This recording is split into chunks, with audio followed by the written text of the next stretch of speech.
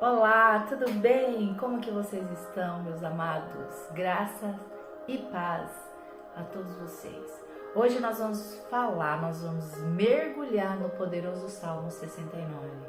Você conhece esse salmo? É um dos salmos mais profundos e emocionantes escritos por Davi.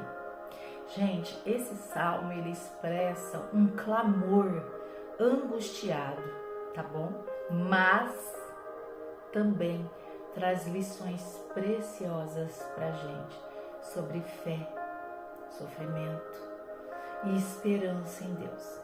Se você já enfrentou momentos de dor e perseguição, esse estudo é para você.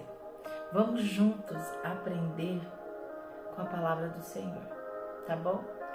Então, antes de mais nada, eu quero convidar você a clamar pela presença do Espírito Santo, pela presença do Senhor, para abrir o seu entendimento, para abrir a sua inteligência, da mesma forma que eu clamo a mim, para que eu possa ser um instrumento bom aqui nas mãos do Criador.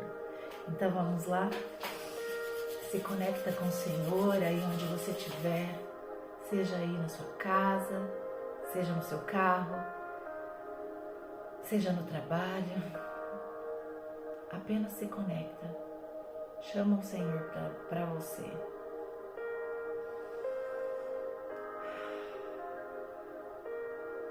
Querido Deus e Pai, eu oro, Senhor, em nome de Yeshua, para que a sua presença, Senhor, seja plena. Venha sobre nós, abre o nosso entendimento, Senhor. Desperta a nossa inteligência, Pai. Toca no nosso coração, Senhor, para que a gente possa aprender conforme a sua vontade, Senhor, a tua palavra neste momento. Venha com o teu Espírito Santo e seja o nosso pastor presidente. Venha, Senhor, tire todas as barreiras do nosso coração. Esvazie a nossa mente, Senhor, para que a gente possa escutar o Senhor. Venha, meu Pai. Fique à vontade entre nós, Senhor. A tua palavra diz que onde um ou dois estiverem falando ali sobre o Senhor, ali o Senhor estará. E eu creio que a tua presença é aqui neste momento. Eu posso sentir, Senhor, posso sentir a sua mão sobre nós. Venha, Senhor, e abençoe cada pessoa que vai estar assistindo esse vídeo, que está aqui nesse momento ouvindo, Senhor. Abençoa ela, Pai. Desperta ela, Senhor. Desperta os seus trabalhadores da última hora, meu Pai. Desperta. Eu clamo a Ti, Senhor. Te peço discernimento. Te peço, Senhor, que eu não fale nada por mim mesmo. Que eu não fale nada por mim mesma, Senhor. Seja a minha voz, Pai. Seja a minha voz, me ensina, me guia e toque nos corações, Senhor. Leve esse vídeo, leve esse áudio, onde o Senhor achar que deve levar, Pai. Em nome de Yeshua. Amém. Ok, gente, nossa. Como é bom sentir a presença do Senhor, como é bom sentir a presença do nosso Pai, né? Bom, então vamos lá, hoje nós vamos estudar o Salmo 69. O Salmo 69 tem aqui um título muito especial aqui na minha Bíblia, né? E eu sei que em alguns outros vai ter, sim, uma análise diferente, mas já eu falo sobre o título. Antes, eu quero falar um pouquinho sobre o contexto histórico, gente. Vai lá, corre e pega a tua Bíblia, hein? O contexto histórico deste salmo. O Salmo 69, ele foi escrito pelo rei Davi em um meio, assim, em uma grande aflição. Você vai perceber durante a leitura, tá? Muitos estudiosos, eles acreditam que ele enfrentava aqui perseguições, talvez por Saul, ou outros inimigos que tentavam destruí-lo. Isso daí era mais um dia na vida de Davi. Esse salmo, gente, por que ele é especial? Porque ele é um salmo messiânico. Ou seja, o que é um salmo messiânico? É um salmo que vai apontar para Jesus Cristo, entendeu? Vai apontar para Yeshua. Pois muitas das palavras de Davi se cumpriram na vida de Cristo. Olha que poder que tem esse salmo. Especialmente em sua paixão e sofrimento na cruz. Entendeu? O título aqui da minha Bíblia está o seguinte: O Lamento do Messias, o Cristo.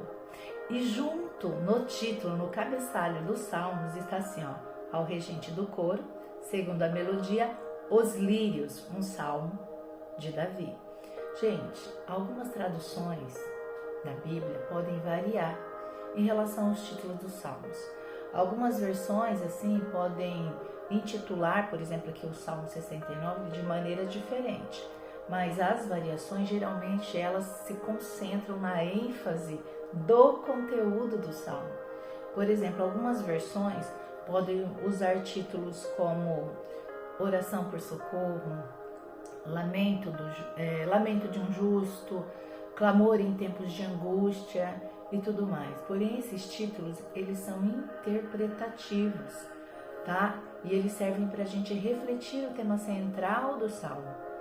É importante notar que diferentes tradições e versões da Bíblia podem ter sim títulos distintos, mas o conteúdo do salmo, gente, em si é geralmente consistente, tá bom? E quando Davi, ele fala que foi entregue ao regente do coro, então foi entregue a esse mestre para ensaiar essa música. E ele pediu que fosse ensaiado conforme a melodia Os Lírios, né? Que provavelmente já tenha sido uma canção, alguma melodia que ele já tinha feito, entendeu? E que era para seguir nesse padrão.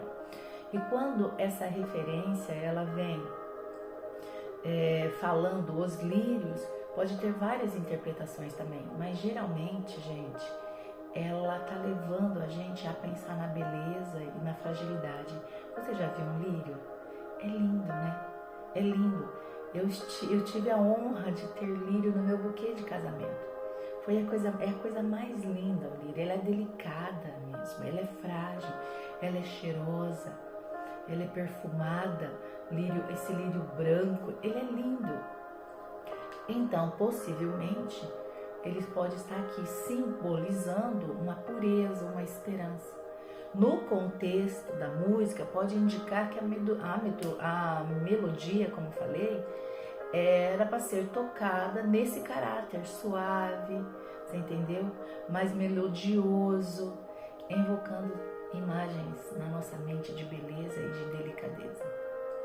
No entanto, gente, o significado exato e a natureza da melodia que se relaciona com os lírios não é completamente claros, mas existem muitos registros, tá? Que falam mais ou menos nesse sentido, porque Davi era um músico, Davi tocava instrumentos de corda e ele cantava e fazia louvores ao Senhor. Salmos são as canções de Davi, entendeu? Então o importante é você, a hora que você for ouvindo, quando você for ouvindo esse salmo aqui comigo, né, você vai imaginando também, vai evocando aí na tua mente imagens de beleza e de delicadeza, tá bom? Porque o mais importante de tudo aqui, gente, é que essa indicação do título nos mostra a importância da música na adoração e na expressão emocionante, tá? Na expressão emocionante e emocional da nossa fé. Então vamos lá, pegue lá a tua Bíblia, vai acompanhando comigo. Mesmo que a sua tradução às vezes tenha algumas palavras diferentes, segue lá, entendeu? Porque o contexto é o mesmo, você vai ver que ele não se perde no contexto. Bom, gente, vamos fazer o seguinte, eu dividi em algumas partes, em algumas sessões pra gente estudar, porque ele é um capítulo um pouco longo, ele tem 36 versículos, tá bom? Então eu acho que fica melhor. Então vamos lá, acompanha comigo, do versículo 1 ao 4. O clamor da alma. Então vamos lá. Ó Deus, salva-me, porquanto as águas chegaram até o meu pescoço. Nas profundezas lamacenta estou afundando. Não tenho como firmar meus pés. Cheguei às águas profundas e a forte correnteza me arrasta. De tanto clamar por socorro, ressecou-se a minha garganta, se embaçaram os meus olhos e se fatigou sobremaneira o meu corpo, enquanto aguardo pelo auxílio do meu Deus. São mais numerosos que os cabelos da minha cabeça, os que me odeiam sem causa. Poderosos são os que me querem aniquilar. São injustos meus inimigos. O que roubei, como hei de restituir? Bom, gente, Davi, ele inicia este salmo clamando a Deus. Ele fala, salva-me, ó Deus, porque as águas já chegaram até o meu pescoço, porque essas águas já entraram até a minha alma. Ele sente que ele está afundando na lama. Lógico que é uma metáfora para falar do desespero e a angústia que ele estava sentindo aqui. Quantas vezes nós nos sentimos assim? Mas em meio ao sofrimento, nós devemos fazer assim, como Davi, clamar ao Senhor. Aqui no versículo 4, são mais numerosos que os cabelos da minha cabeça, os que me odeiam sem causa. Poderosos são os que me querem aniquilar, são injustos meus inimigos. O que roubei, como hei de restituir? Aqui Davi está expressando sua dor, ao ser perseguido sem merecimento. Ele fala de inimigos que se levantam contra ele sem motivo. Algo que pode ter acontecido diversas vezes, gente, na vida de Davi. Seja nas perseguições de Saul, nas rebeliões dentro de Israel, ou até mesmo em traições pessoais, pessoas da casa dele, né? A gente já sabe que Davi pecou, que ele errou, e que todas essas consequências se cumpriram na vida dele, nos dias dele. Então não foi nada fácil, mas ele fica firme, né, com Deus. Aqui, gente, ele está comparando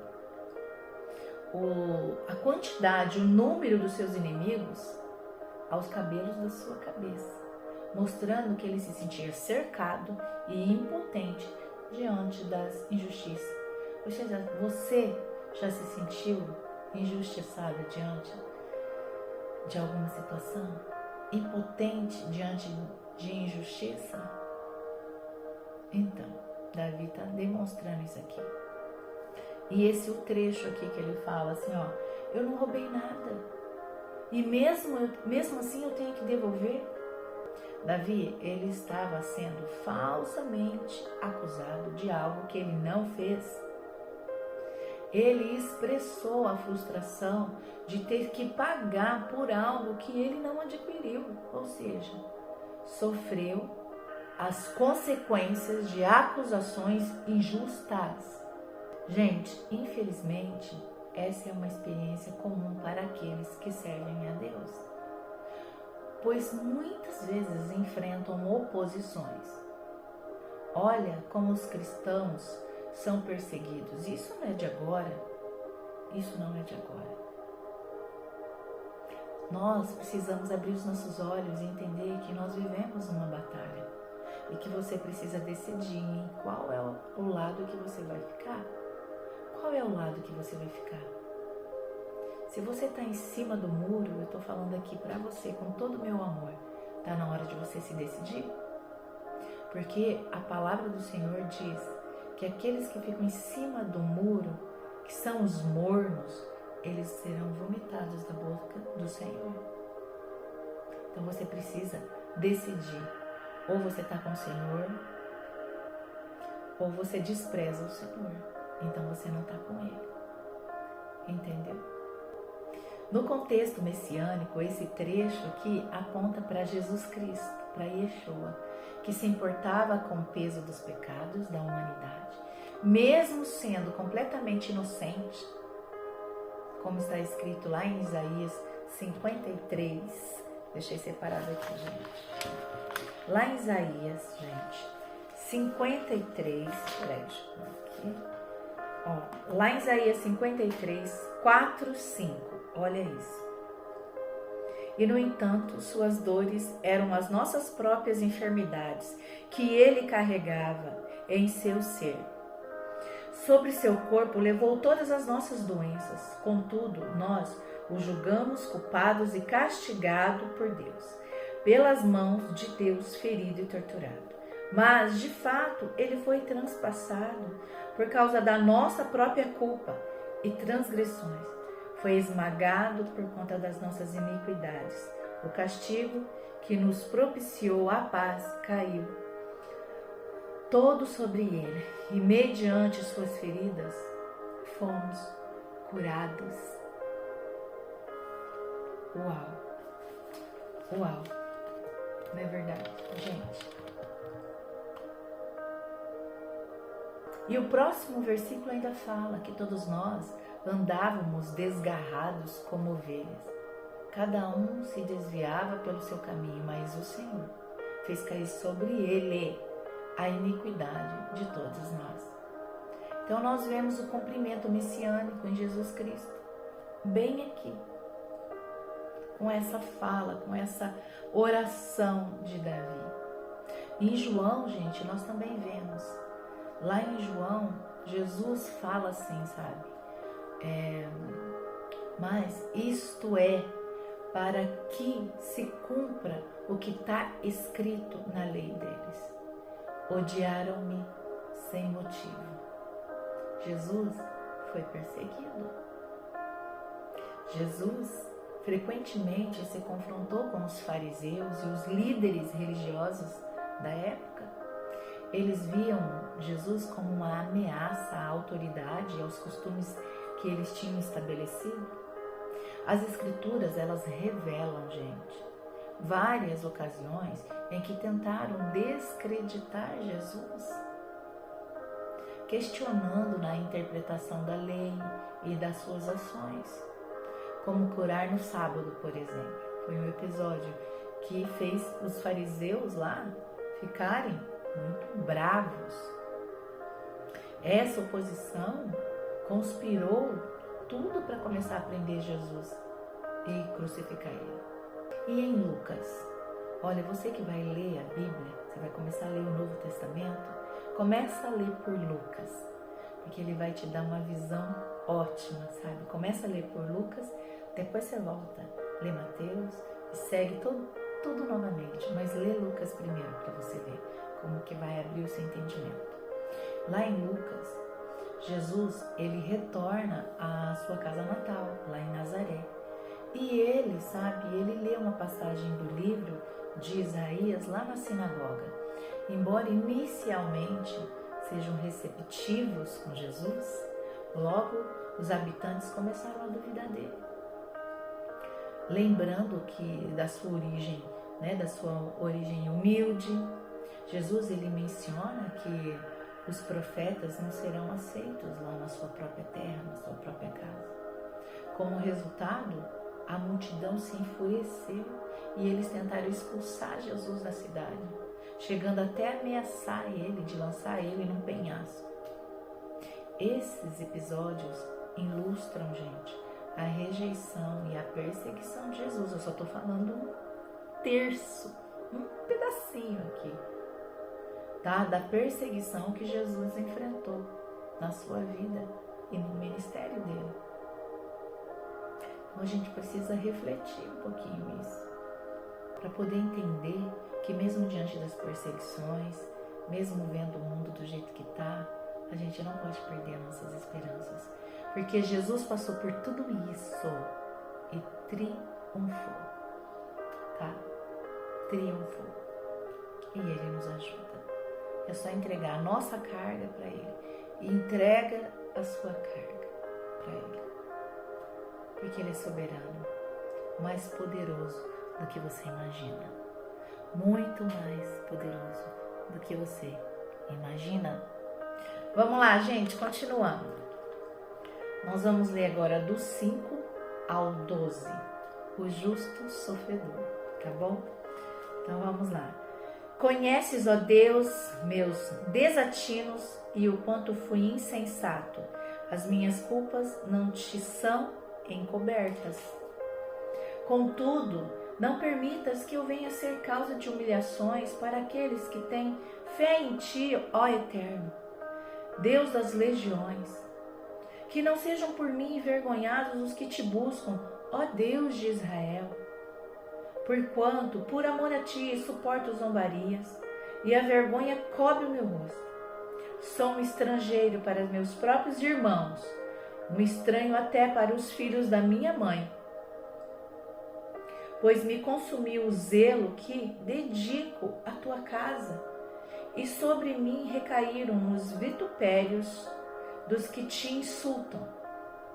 Com jejum e muitas lágrimas, afligi minha própria alma, e isso ainda mais os enfureceu. Com mortalha me cobri, e perante eles fui objeto de zombaria. Murmuram contra mim os que se ajuntam nas portas da cidade. E eu sou tema de chacotas nas canções dos bêbados. Davi reconhece suas falhas, mas também ele fala da injustiça que sofre. Aqui no verso 9 ele diz: o zelo da tua casa me devorou. Aqui, gente, eu até me lembro de uma mensagem, de uma passagem que está escrito lá em João 2, onde Jesus ele purifica o templo. Ele expulsa os mercadores e os sacerdotes começam a odiar Jesus por causa disso. Isso mostra que os justos muitas vezes sofrem por fazer a vontade de Deus, fazer o que é certo. A vida de Jesus, conforme está nos evangelhos aqui, foi repleta de desafios, sacrifícios e provações. Quem disse que é fácil ser Jesus nos dias de hoje? Gente, não era antes e continua não sendo. Mas vale muito a pena, minha gente. Vale muito a pena. Porque você tem uma paz que transcende o entendimento humano. Uma paz que o apóstolo Paulo dizia: essa paz é um presente para a gente, que proporciona conforto, esperança e força, mesmo em tempos de adversidade. Nós precisamos pedir fé ao Senhor. Eu sempre falo isso.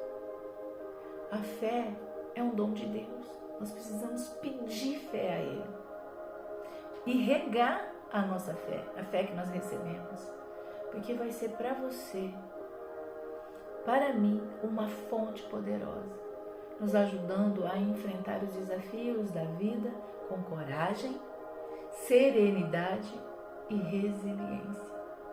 Tá bom? Vamos lá, gente, continuando. Versículo 13 ao 21, tá bom? Vamos lá. Aqui. Todavia, eu, Senhor, no tempo oportuno, elevo a ti a minha petição. Responde-me, por teu grande amor, ó Deus, com tua graça infalível. Resgata-me dos lamaçal, mas que eu nele não pereça. Salva-me de meus destratores e das profundezas das águas. Que eu não seja arrastado por seu turbilhão, nem tragado pelo abismo, que tampouco se feche sobre mim a boca do poço onde caio. Responde-me, ó Eterno, pois incomensurável é a sua benevolência. Volta-te para mim como a grandeza de sua magnanimidade. Não ocultes do teu servo a tua face. Responde-me de pronto, pois estou muito angustiado. Faze-me que de ti se aproxime a minha alma. redime-a e salve-me de meus inimigos, pois sabes da vergonha e do infortúnio que me fazem passar. Meu coração se partiu ante tanta humilhação e me sinto gravemente enfermo. Procurei alguém que se compadecesse de mim e me confortasse, mas a ninguém encontrei. Ao contrário, puseram veneno em meu alimento e vinagre me ofereceram para mitigar minha sede. Até aqui, gente, até o 21.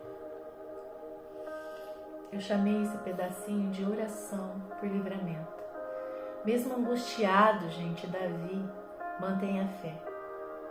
Aqui no verso 13, ele declara, logo aqui no comecinho, eu, porém, faço a minha oração a ti, Senhor, num tempo aceitável. O que ele está querendo dizer, gente? Isso nos ensina que em tempos difíceis, nossa resposta deve ser a oração e a confiança. No versículo 21, Davi fala que colocaram veneno na sua comida e deram vinagre para ele beber. Do que você se lembra, meu amado, minha amada? Gente, Jesus também experimentou essa rejeição aqui, esse sofrimento, como nós vemos aqui nesse versículo 21. Deram-me fel por mantimento, e na minha sede me deram de beber vinagre. Esse aqui é mais um cumprimento profético na cruz de Cristo, que no Novo Testamento Mateus escreveu lá no capítulo 27. Pois hoje, gente, eu convido você a refletir sobre um poderoso eco de dor e sacrifício que atravessa os séculos. No Salmo 69, versículo 21, o rei Davi clama em sua aflição: deram-me fel por comida, e na minha sede me deram de beber vinagre. Essas palavras carregadas de sofrimento nos falam de um tempo de grande angústia. Davi, um homem segundo o coração de Deus, enfrentou a traição e o desprezo. Seu clamor ressoa com a dor de muitos que se sentem abandonados e perseguidos. E assim, séculos depois, essas mesmas palavras se cumpriram de maneira sobrenatural na cruz de Cristo. Se cumprem de maneira profética na vida de Jesus Cristo, na cruz. O nosso Salvador, o Salvador do mundo, também enfrentou a traição e o desprezo. Ele que curou os enfermos e amou os pecadores, foi ridicularizado e abandonado. No momento mais sombrio da sua crucificação, quando o peso do pecado da humanidade recaía sobre seus ombros, aqueles que o cercavam ofereceram-lhe vinagre, quando ele falou assim: eu tenho sede. Ele disse: em vez de água, deram-me uma mistura amarga para beber. Assim, gente, como Davi, Yeshua também sentiu a dor da traição. Ambos experimentaram o veneno da rejeição. Você já experimentou o veneno da rejeição? Eu oro muito para que você possa liberar, nesse momento, toda a dor da rejeição causada na sua vida. E entender que mesmo que você tenha tomado uma bebida amarga, e mesmo que você foi cercado por tantas coisas ruins, o Senhor nunca te deixou, Ele nunca te abandonou. Ele esteve lá com você. E você pode agora olhar para a vida que Ele tem para você e deixar o passado lá. Apenas deixe ir. Bom, embora a amargura o cercasse, eles mantiveram a fé e a esperança em Deus. Os dois, Davi e Jesus. E é o que eu te convido a fazer. Mantenha a fé, e a esperança no Senhor. Gente, o que nos ensina essa conexão entre Davi e Jesus? Mesmo em meio à dor, à traição e ao desprezo, existe uma promessa de redenção. Através de seu sofrimento, Jesus nos mostrou que o amor e a graça podem triunfar sobre as mais profundas trevas, porque Ele é luz. Ele é luz. Aonde a luz chega, as trevas saem. Onde Jesus chega, as trevas saem, dissipam. Que possamos, então, gente, lembrar que mesmo nos momentos de maior desespero, temos um Salvador que compreende a nossa dor e nos oferece um caminho de esperança. Que a mensagem de amor e sacrifício de Yeshua, o Cristo, nos inspire a amar, perdoar e a nunca perder a esperança, mesmo quando a vida nos oferece vinagre, veneno. Vamos lá, continuando, do 22 ao 29. Que em retribuição a mesa deles se lhes transforme em armadilha e sua paz em emboscada. Que se lhe escureçam os olhos para que de fato não possam ver, fazer-lhe tremer o corpo sem que haja como cessar. Despeja sobre eles a tua ira justa, que o teu furor ardente os alcance. Que sejam destruídos seus palácios e que fiquem desertas as suas tendas, pois tem prazer em perseguir a quem tu puniste e acrescentam dor e sofrimento a quem feriste. Agrega iniquidade à iniquidade deles, para que não mereçam usufruir da tua justiça. Que tenham seus nomes apagados do livro da vida e jamais sejam escritos entre os justos novamente. Quanto a mim, grande é a minha aflição e minha dor. Protege-me, ó Deus, a tua salvação há de me levar acima de qualquer sofrimento. Gente, aqui do versículo 22 ao 29, Davi faz um apelo de forma ardente a Deus, pedindo que Ele intervenha contra aqueles que o perseguem e oprimem. Logo aqui no versículo 22, Davi ele clama para que a mesa dos seus inimigos se torne uma armadilha. Aqui, gente, ele está pedindo que as bênçãos que seus inimigos esperam, em vez de serem um sustento, se transformem em algo assim que os prejudique. É uma invocação de justiça, tá, gente? Ele não é vingativo, mas ele é meio melancólico, Davi. Então ele vai nas suas orações profundamente e ele não fica colocando, sabe, enfeitando as orações dele para Deus. Ele simplesmente é e fala tudo que ele está sentindo. Então, essa forma dele expressar é uma invocação de justiça, sabe? É um desejo de que aqueles que estão causando dor e sofrimento para ele, que ele está enfrentando, né? Que eles enfrentem as consequências das suas ações. Na verdade é isso. No versículo 23, Davi ele pede que seus inimigos sejam cegos, que suas orações não sejam ouvidas. Isso, gente, simboliza a ideia, traz uma ideia de que eles não consigam ver a verdade e que suas maldades se voltam contra eles.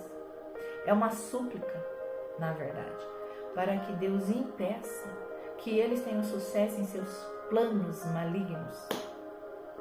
E no versículo 24, Davi, ele clama a Deus para que a sua ira se derrame sobre eles.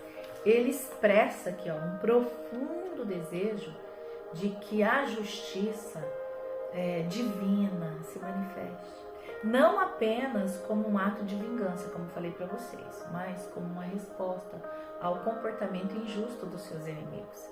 Davi quer que a justiça de Deus prevaleça, entendeu?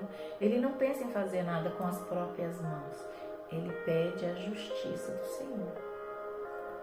E olha, gente, que Davi poderia fazer justiça com as próprias mãos. Ele era rei, ele tinha um exército nas suas mãos, e um poderoso exército, tá? Os mais fortes e bravos homens. Eles estão identificados na Bíblia, lá em Reis, como o exército dos 30, os 30. Gente, é fantástico aqueles homens.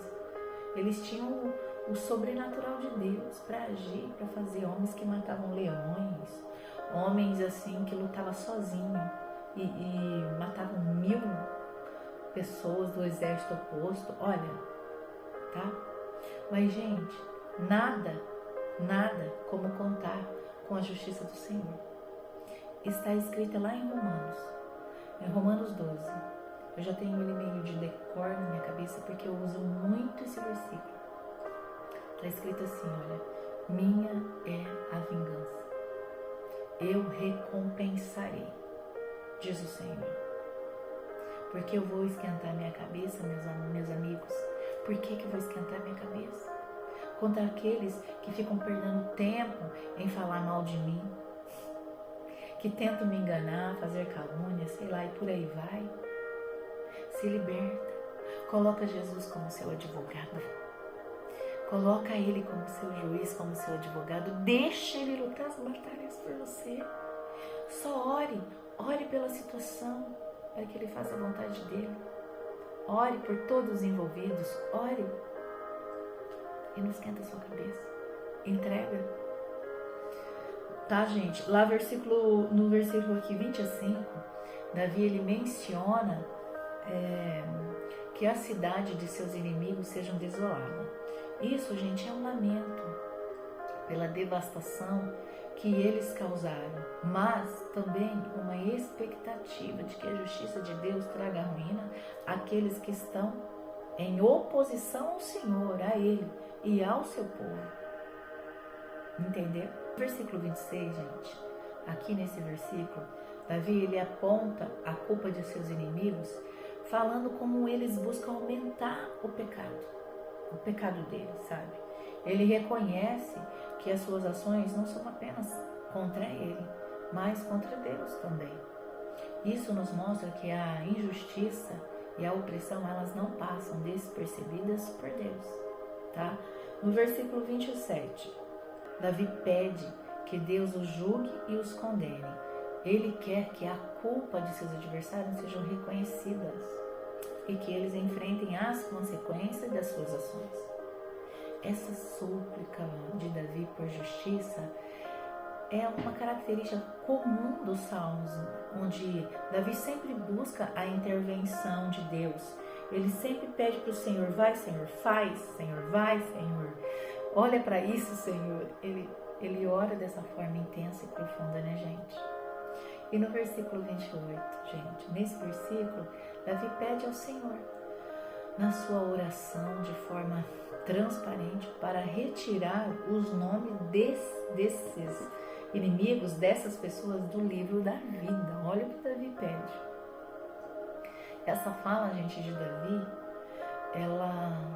essa fala que tira, Senhor, eles do livro da vida e não sejam escritos como justos, né, que é o que o versículo fala, tem gerado discussões sobre sua relação com temas que aparecem no livro de Apocalipse, especialmente ao que diz ali ao livro da vida. No Apocalipse, gente, o livro da vida ele é mencionado várias vezes, em várias passagens, como em Apocalipse 20, ali 12, 15, deixa eu ver se é isso, em Apocalipse 20, 12 e 15, onde se fala do julgamento final e de como aqueles cujos nomes estão registrados no livro da vida são lançados no fogo, no lago do fogo.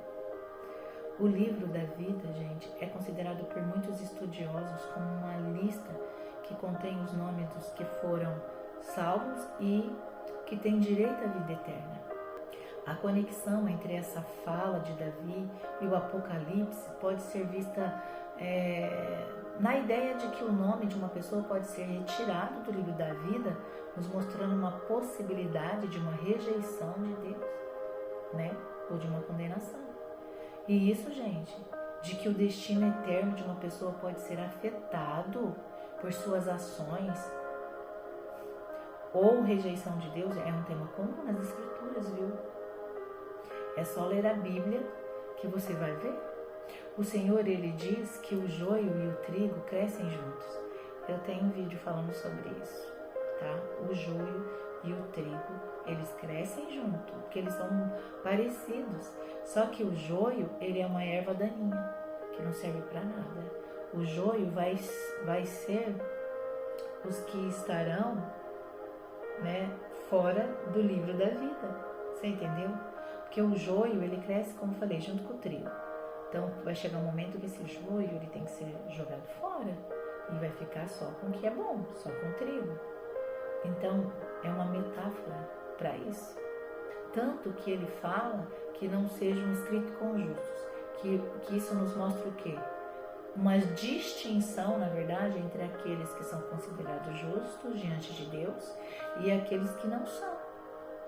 Isso, gente, vai se alinhando aqui com essa linguagem do Apocalipse que eu acabei de falar para vocês, que fala sobre aqueles que são fiéis a Deus, né, serão recompensados, em contraste com os que não são, e são os que vão enfrentar o juízo do Senhor.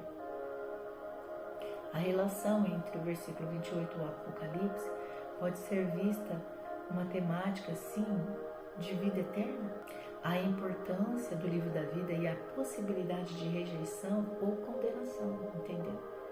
Essa conexão, ela é significativa para a gente compreender mais da justiça divina e do destino eterno das almas.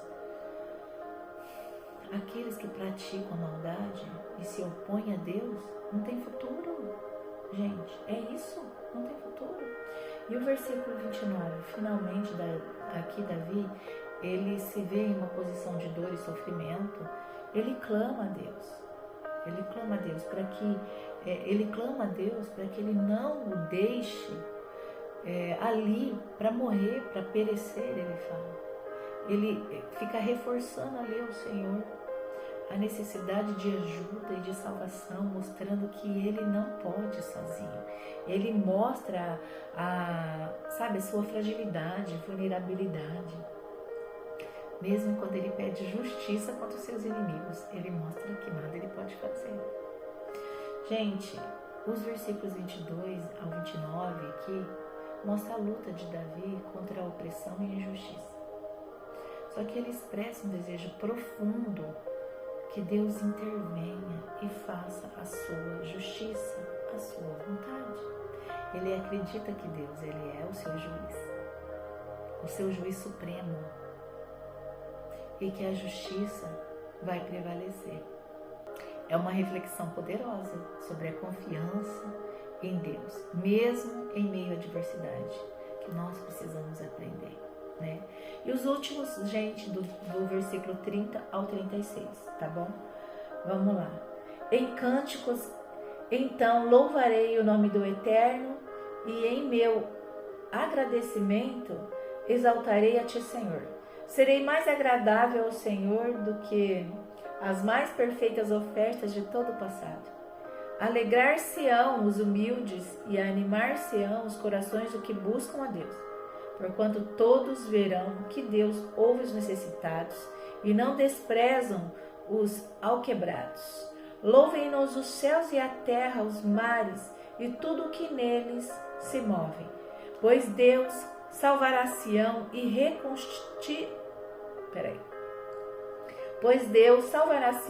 reconstruirá as cidades de Judá, e haverá habitantes que a herdarão. A descendência de seus servos a receberá em herança, e os que amam o seu nome farão nela sua morada. Que lindo, gente. Que lindo.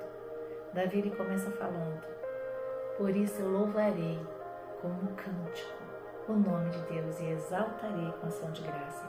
Davi está fazendo uma promessa aqui para Deus. Ele tem coragem de fazer uma promessa para Deus, porque ele sabe que ele vai cumprir. E você? Você tem coragem de fazer uma promessa ao Senhor e cumprir? Davi, ele promete louvar a Deus com cânticos e ações de graça. É uma atitude de gratidão e reconhecimento pela ajuda do Senhor, mesmo em meio a esse sofrimento todo. Aqui nesse versículo, quando ele fala que ele quer adorar o Senhor com cânticos e que Ele vai fazer melhor do que as pessoas do passado que sacrificavam animais caríssimos, Ele está dizendo que esse louvor, esse cântico, isso agradará muito mais ao Senhor do que esses touros, do que esses novilhos com chifres, com esses animais caros. Aqui Davi ele deixa claro para nós que a verdadeira adoração e gratidão, gente, são mais valiosos para Deus do que sacrifícios materiais. O coração grato e quebrantado, gente, é o que realmente agrada a Deus, mais do que ofertas, mais do que tudo.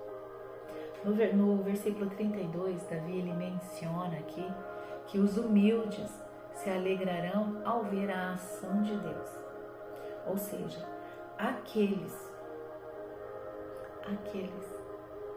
que dependem de Deus e que buscam a sua presença de todo o coração, encontrarão esperança e alegria na salvação que o Senhor, que Ele oferece para nós.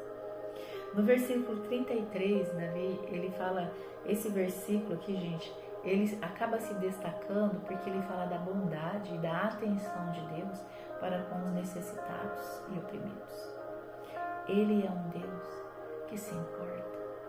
O nosso Pai é um Deus soberano, sim, que se importa com aqueles que estão em dificuldades e que clama ajuda, Você tem clamado a ajuda do Senhor?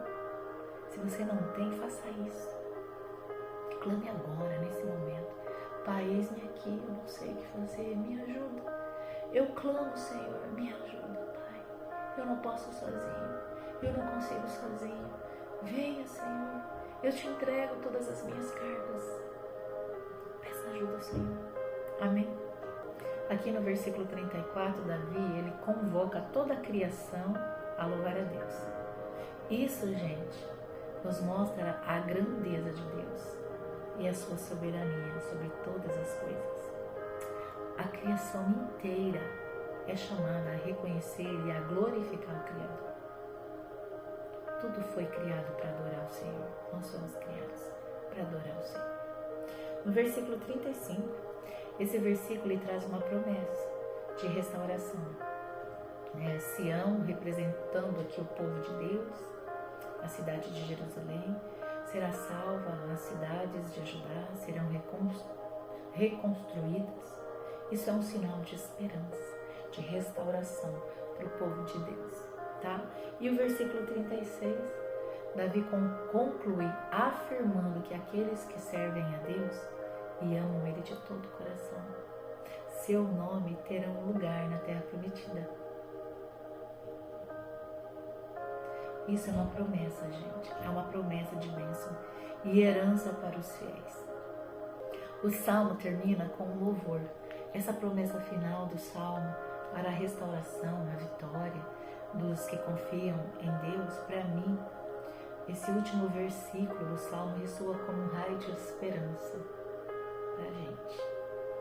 Esse versículo ele fala de herança, permanência e amor pelo nome do Senhor. É uma promessa, gente, para aqueles que mesmo no sofrimento permanecem firmes no Senhor.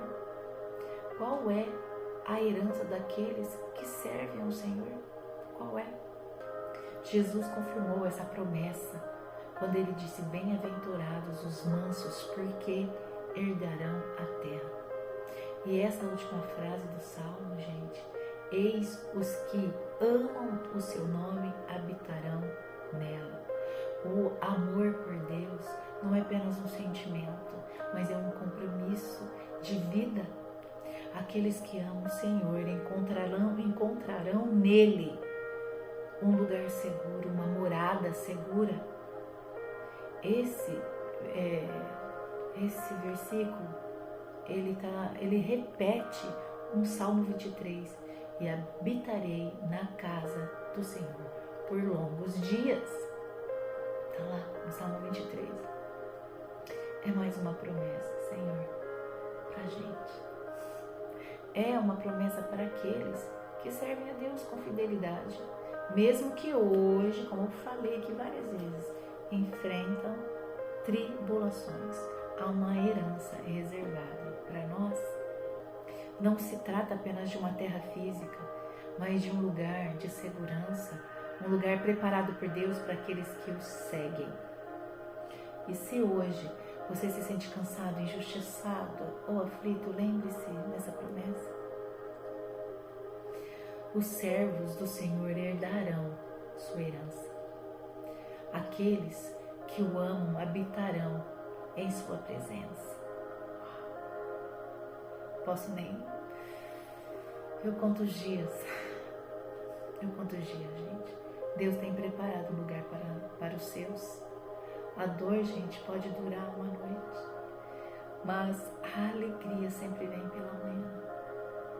Confie, espere, o melhor de Deus ainda está por vir. E para finalizar, como que nós podemos aplicar esse salmo na nossa vida, gente? O Salmo 69 nos ensina que Deus ouve o clamor do aflito. Ele sabe da nossa dor e no tempo certo traz livramento. O Salmo 69 pode ser aplicado em momentos pessoais de crise, nos lembrando que o clamor de Deus é uma forma de buscar consolo e ajuda. Quando você se sentir perseguido, se lembre de Jesus que sofreu, mas venceu. Ele enfrentou a traição, a dor, a solidão, mas mesmo assim, sua luz brilhou mais intensamente ainda. Na cruz, onde parecia que tudo havia terminado, foi ali que ele conquistou a maior vitória de todas. A vitória sobre a morte e o pecado. Jesus nos ensina que as lutas e as adversidades não definem quem nós somos, mas sim a nossa capacidade de nos levantarmos e seguir em frente, assim como Ele fez.